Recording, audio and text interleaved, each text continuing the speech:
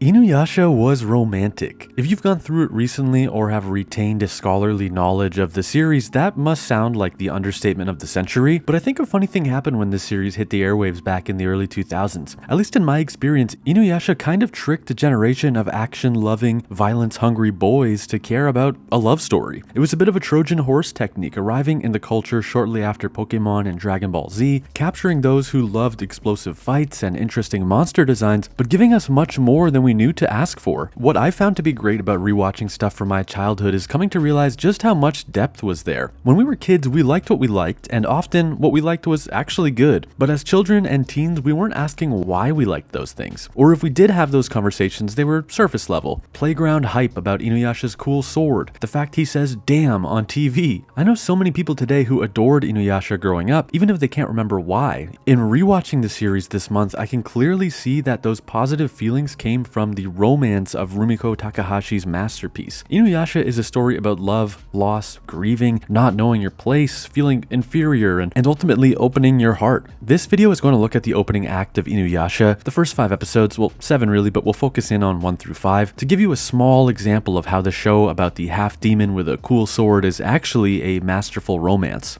Episode 1. This is a story about finding new love after heartbreak. We open on a flashback in which Inuyasha, the menacing half-demon, has stolen the sacred Shikan jewel, or the Shikan no Tama, an object that he believes holds the power to make him a full demon. Kikyo, the shrine priestess, thwarts him, firing an arrow through his heart. Instantly you know this is not just cops and robbers or a hunter tracking an animal. From the way she yells his name, it's clear Kikyo is hurt by Inuyasha's action. He meant something to her, and his shock that she fired that arrow tells us that she meant something to him. The half-demon boy is placed into a long-lasting dream, pinned to a tree, and Kikyo dies shortly after the confrontation. Not literally dying of a broken heart, but with the timing, I don't think it's unreasonable to make that point. The story then jumps to 1996, communicated expertly with the shots of the urban skyline and the change in music, from sweeping strings and flutes to breezy instrumental city pop. Kagome, a 20th century teenager, lives at her family's temple that sells mass-produced Shikan no Tama keychains for tourists. Quick note, I'm probably going to jump back and forth between Kagome and Kagome. I know Kagome is correct, but growing up with YTV and a quarter century of memes, it's hard not to pronounce it Kagome. And whichever I choose, the other camp is going to comment that I'm saying it wrong, so yeah, you can't win.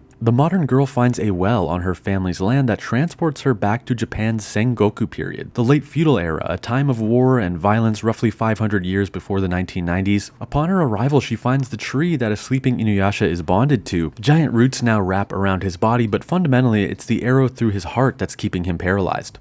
He says, "I smell it, the blood of the woman who killed me." In their earliest exchange, he mistakes this new girl for the lady from his past. She says, "I'm not Kikyo, my name is Kagome." Translation, "Listen dude, I'm not your ex." When a violent demon appears and threatens to kill not just her but the villagers too, Kagome chooses to pull the arrow out of Inuyasha's heart, dissolving the seal that Kikyo placed on him. Kagome removing the arrow, one left by a woman from his past. I mean, come on, this is such good symbolism. There's the person who shot an arrow through his heart and the one who freed him from that pain, from that paralysis. Then we have Kaide, Kikyo's younger sister, now an elderly woman, saying, "With the arrow removed, Inuyasha will be free to destroy us all."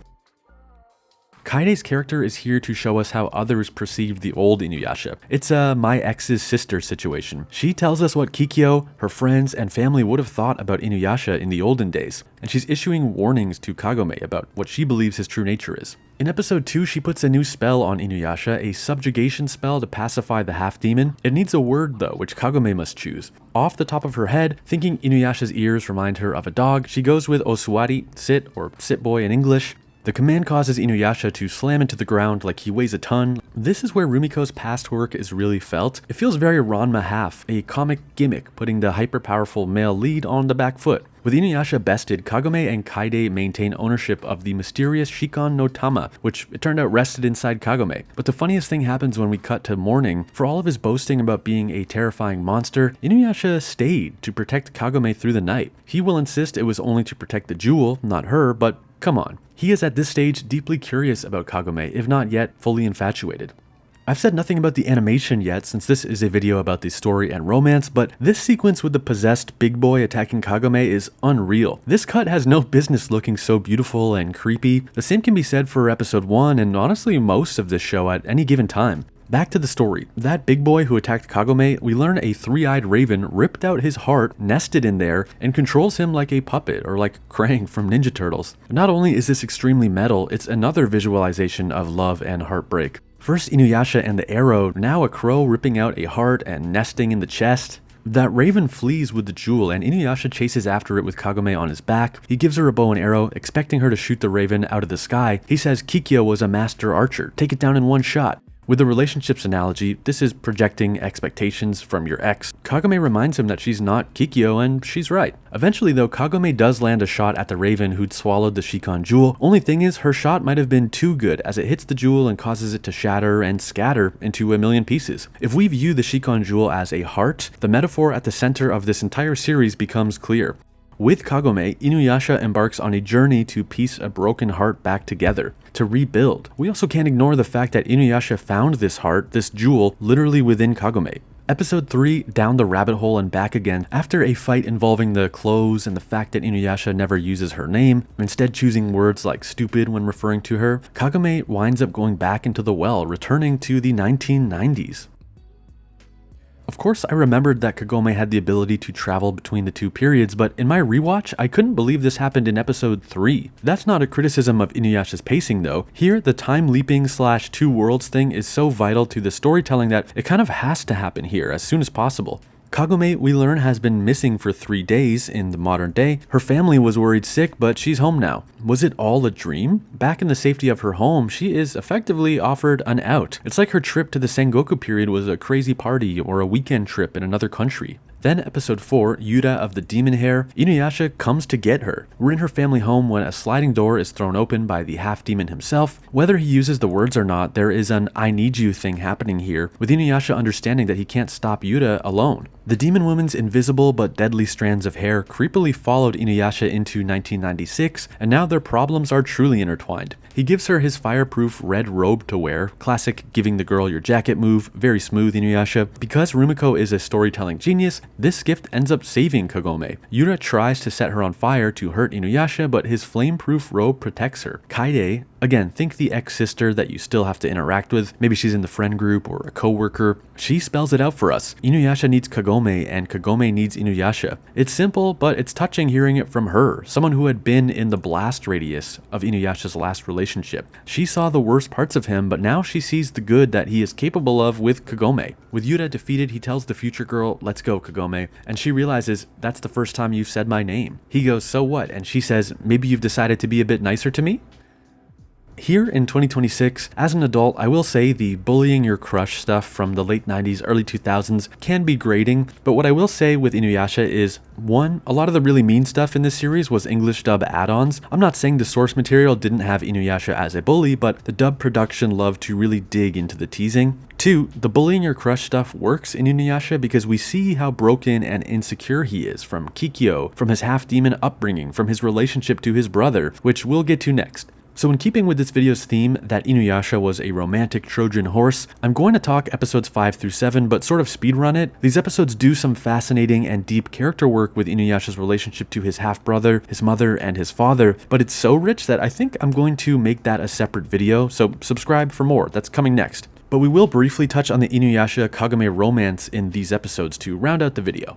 5 through 7 are Kagome's meet the family moments. She gets a first-hand look at Inuyasha's complicated, broken, mixed family. His older brother, full-fledged demon and original aura farmer Sesshomaru, is searching for the tomb of their dead father. It's said that Inuyasha may know its location, and learning that his half-brother has awoken from a cursed sleep, Sesshomaru seeks him out. Kagome learns finally of Inuyasha's half-demon nature. A dog demon father and a human mother, both who have left this world. She correctly identifies that his half-human status is, quote, the cause of Inuyasha's complex. I promise we'll go more into this next time, but I believe Rumiko Takahashi is expertly tackling the difficulty of being mixed ethnicity through this fictional half-demon and his struggles with identity. For now, just know Inuyasha adored his mother and seems to have some trauma about her death, about his inability to help her. And this has clearly had a mark on his relation to women, to Kikyo and now Kagome, this savior/protector complex that he has but tries so hard to pretend he doesn't.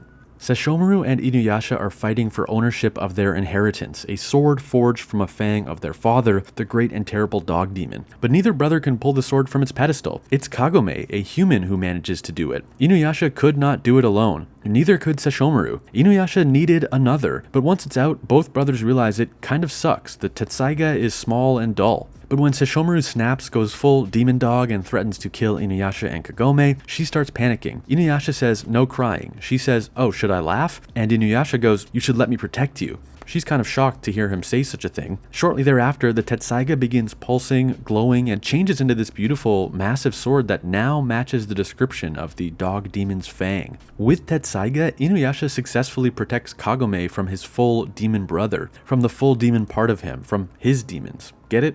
After the dust has settled, Kagome feels a new determination to help Inuyasha learn to fully master the Tetsaiga. She has a new devotion to him and his growth, not in a subservient way that only stands to benefit him, but as a true labor of love that, if done right, should benefit not just him, but herself, their community, and the world. In Twin Peaks: The Return, David Lynch's character says to fix your hearts or die. To me, that doesn't mean like, go die, loser. It means that if you don't fix yourself, you'll suffer a sort of spiritual death or stagnation. You won't grow. You won't be able to help the people around you. In recovering the Shikon Jewel and learning to understand and mastering the Tetsaiga, Inuyasha and Kagome are fixing their hearts, and I think it's awfully romantic.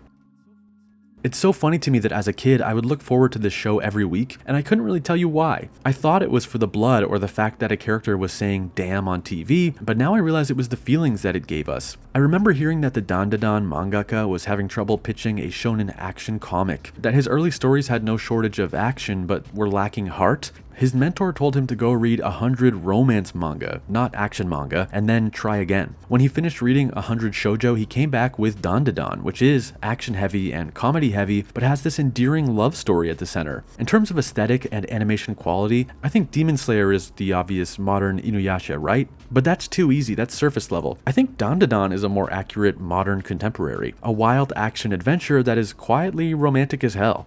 I hope you enjoyed this video, especially if you remember loving Inuyasha but never thought of it as a romance. Surprise, you're a fan of one of anime's best romantic stories. And if you always knew it was romantic, I hope you enjoyed revisiting some of the early chapters with me and hearing my analysis. Thanks for your support on the channel recently. The new videos on Mao, the latest from Inuyasha's creator, and the Digimon Beyond 13+ video did quite well. I feel really inspired and motivated by art lately, and I can't wait to dive deeper into Inuyasha, Digimon, Cardcaptor Sakura, which I'm rereading as we speak. Please subscribe if you're into deep dives into Millennium Era anime, and help me reach my goal of 100,000 subscribers. It's totally free to subscribe. Think of it as a personal thank you if you liked the video.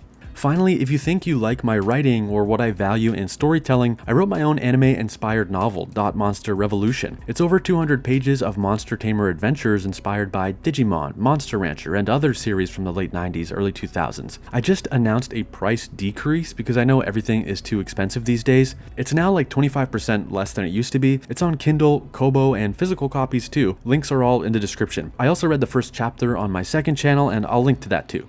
Thank you so much. Next video should be on Digimon Beat Break, and then I think I'll make that video on Inuyasha's complicated family issues. Take care, have a great week, I'll see you in the next video.